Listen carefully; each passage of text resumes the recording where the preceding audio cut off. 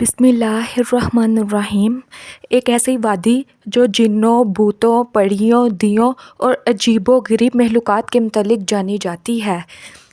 ایک ایسا پہاڑ جہاں ہمیشہ اندھیرا رہتا ہے، چاند سورج کی روشنی وہاں کبھی نہیں پہنچتی۔ وہ وادی جہاں آج تک کوئی شخص نہیں پہنچ سکا۔ کیا یہ وادی جنوں کا دیس ہے یا کسی اور دنیا میں جانے کا کوئی پراسرار راستہ ہے؟ کوہ کاف کا نام سامنے آتے ہی کوئی گمشدہ عربی کہانیاں ذہن میں جاگ اٹھتی ہیں۔ ایسی کہانیاں جو بادشاہوں کی حسین شہزادیوں سے شروع ہو کر جنوں اور پریوں کے زیر قبضہ ہیبت ناک قلعوں اور طلسم سے جڑی ہوتی ہیں۔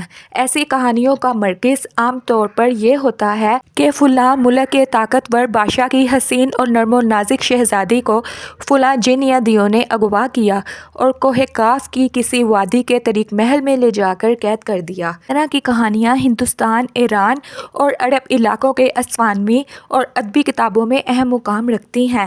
تحریری شکل میں موجود ہونے کے علاوہ یہ داستانیں سینہ بہ سینہ روایتوں کی شکل میں بھی منتقل ہوئی ہیں۔ جبل کاف یا کوہ کاف مشرقی وسطیٰ اور عربوں کے مشہور افسانوں میں ایک افسانوی پہاڑی سلسلے کا نام ہے۔ اسلامی روایتوں میں کوہ کاف کو جنوں کا وطن کہا جاتا ہے جسے خدا نے چمکتے زمرد سے بنایا ہے، جبکہ ایرانی روایتوں کے مطابق یہ علاقہ شمالی قفقاز کے علاقوں میں تھا، جس علاقے کو انسانوں کی کوئی بھی حکومت آج تک قبضہ کرنے سے ناکام رہی، کیونکہ قدیم علم نے ان بلند اور پہاڑی علاقوں کو اسرار میں ڈھانپ رکھا تھا۔ کوہ کاف دراصل ایک طویل پہاڑی سلسلہ ہے۔ یہ زمین کا سب سے دور دراز مقام کہا جاتا ہے، جو داستانوں میں زردشت کی زمین اور شمور نامی پرندے کی وجہ سے مشہور ہے۔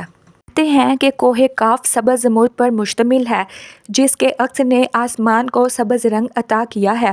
کوہ کاف کو جنوں کا شہر بھی کہا جاتا ہے، جہاں زمانہ قدیم میں جنات کی نسلوں نے بہت ساری حکومتیں قائم کی تھیں۔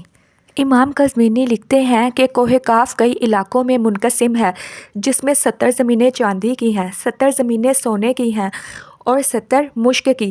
عربی کتابوں کے مطابق کاف پہاڑی سلسلوں میں سب سے اونچا تھا، جو اللہ کی طرف سے زمین کو سہارا دینے کے لیے بنایا گیا تھا، اور اس دنیا میں جتنے بھی پہاڑی سلسلے ہیں، سب سلسلوں کی شاخیں زیر زمین کوہ کاف سے جا ملتی ہیں۔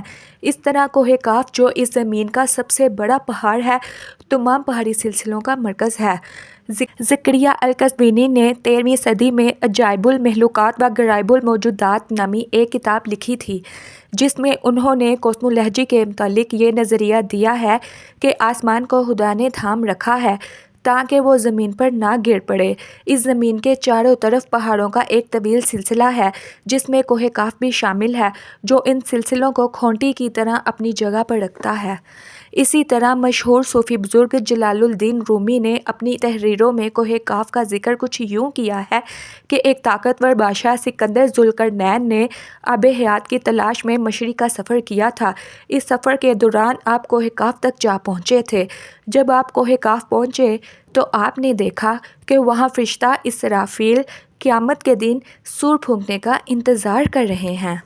کوہ کاف اور اس میں آباد مخلوقات کے متعلق ایک اور روایت بیان کی جاتی ہے کہ حضرت ابن عباس فرماتے ہیں کہ رسول اللہ صلی اللہ علیہ وسلم ہمارے پاس تشریف لائے جبکہ ہم مسجد نبوی میں حلقہ بنا کر بیٹھے ہوئے تھے۔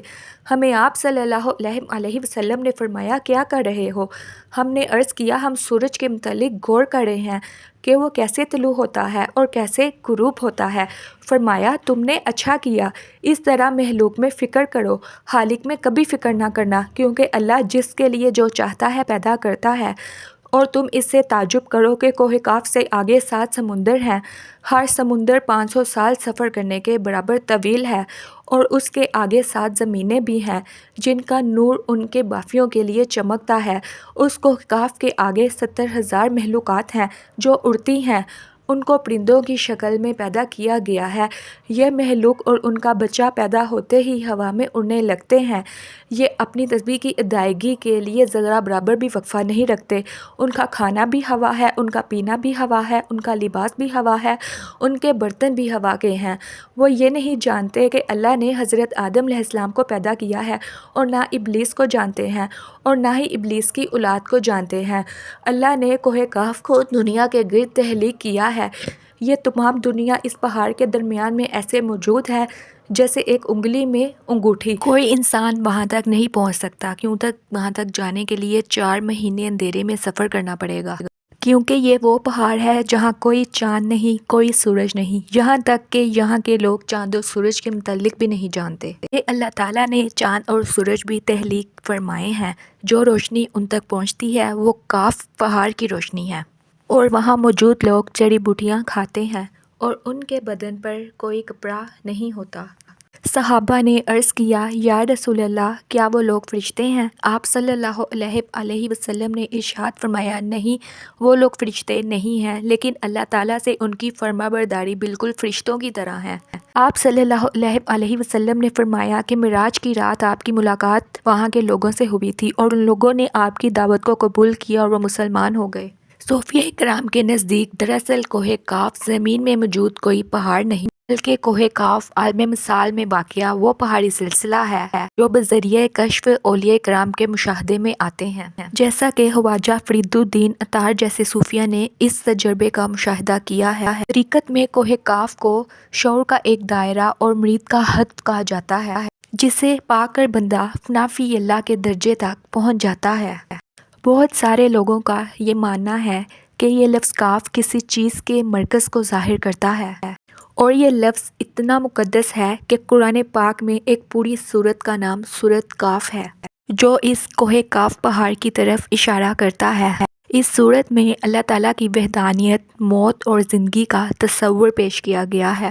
کوہ کاف جغرافیائی اعتبار سے ہماری اس زمین میں کہاں موجود ہے، اس کے متعلق مختلف نظریات پیش کیے جاتے ہیں۔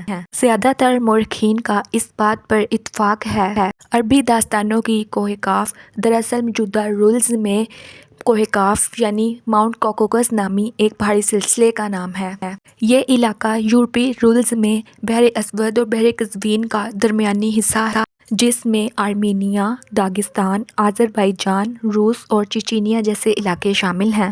یہ علاقہ قدرتی حسن سے مالا مال ہے، جہاں جانوروں اور پرندوں کی بے شمار اقسامات پائی جاتی ہیں۔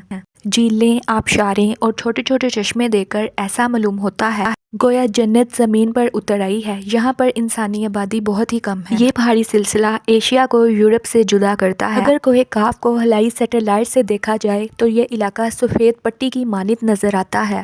بعض محققین کا خیال ہے کہ کوہ کاف انٹارکٹیکا کے ان ویران اور برفیلے علاقوں میں موجود ہے جو ہمیشہ اندھیروں سے ڈھکے ہوتے ہیں، جبکہ قدیم دور کے کچھ لوگ اٹلانٹس سٹی کو ہی کوہ کاف قرار دیتے ہیں، جو کسی بڑے عذاب کی وجہ سے تباہ ہو چکا ہے۔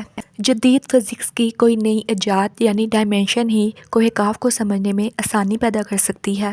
دراصل فزکس کی جدید تحقیق کے مطابق ہماری اس کائنات میں کل 11 ڈائمینشنز وجود رکھتے ہیں، جن میں سے کل 3 یا 4 ڈائمینشنز میں ہم انسان زندگی گزار رہے ہیں، کیونکہ ہم ٹائم اور سپیس کی قید میں زندگی گزار رہے ہیں، اور باقی ان 6 ڈائمینشنز میں کتنے سیارے ستارے اور دنیا آباد ہے، اس کا علم صرف اللہ تعالیٰ کو ہی ہے۔